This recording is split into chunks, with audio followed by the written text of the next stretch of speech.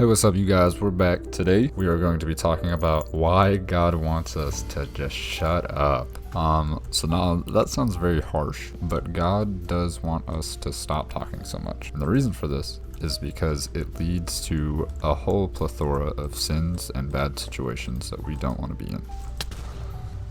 Okay, so as Christians, we are expected to live different than other people. Not only because God says it, but also because if we don't, then people are going to point it out more than they would a normal person. So, God doesn't want us to talk as much as we do. And why is that? Well, let me come to the first verse that we're going to be talking about today, which is going to be Proverbs 10:19. It says, "Sin is not ended by multiplying words, but the prudent hold their tongues." Basically, the more we talk, the more likely it is for sin to come out of our mouth or for it to cause sin. So, we should only talk when we are supposed to, and we shouldn't be so quick to speak, which is hard to do, I know, especially when there's so many vocal stems that you can say, but a lot of vocal stems are sinful. And trust me, I know it's really hard because I do it all the time in my car when I'm alone. But you just gotta, you have to learn how to control your mouth. And I'm not talking about just with cussing. But yes, God does not like when you cuss as well.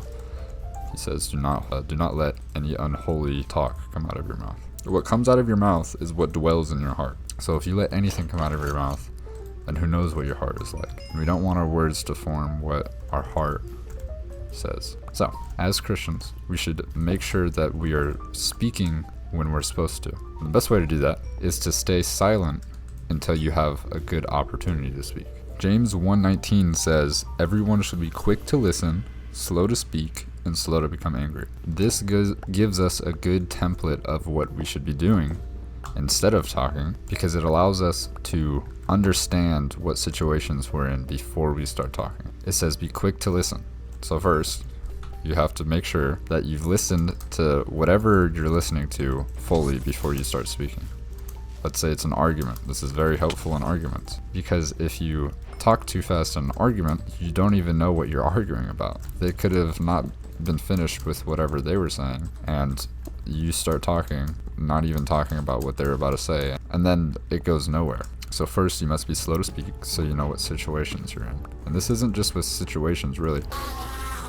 That was almost bad. This isn't with just situations that you would normally think of. I mean, in everything. This doesn't have to do with just humans. This can be when you're just alone, or you think you're alone. As we all know, God is always with us because He's omniscient. And if you are always talking, you leave no room for God to speak to you.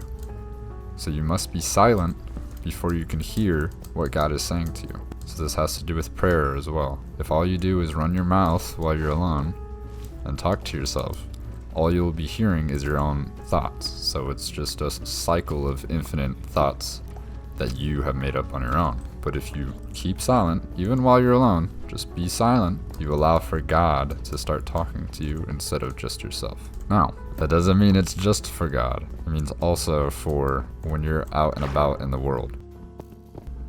This can be when you're at work or when you're out with friends. God wants to make sure that you stay silent when you should be.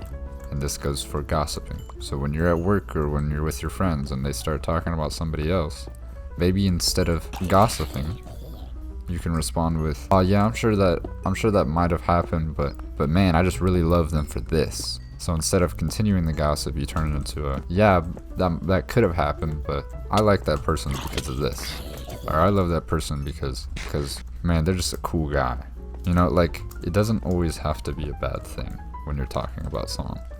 And it's very easy to fall into that. And it happens every day. A lot of us gossip every day. So whether if it's from you starting the conversation or not, you can always turn it into spreading love rather than hate. Proverbs 17:28 says, "Even fools are thought wise if they keep silent, and discerning if they hold their tongues." This is basically saying, if you stay silent in a lot of situations, you'll look wiser than everyone else there. I'll give an example for this. When someone is yelling at another person, if the person being yelled at stays silent, they look stronger and more mature than the person that's yelling, because they have control of themselves. So when you stay silent in tense situations, you become the leader of the situation. And that's what God wants. God wants you to have control of yourself.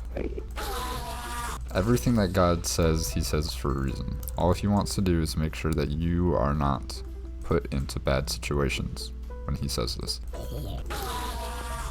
So next time that you're put in a situation where someone is yelling at you, or it's tense, or you are led into gossip, instead show love and self-control. Control your mouth, as what dwells in your soul and in your heart is what comes out of your mouth.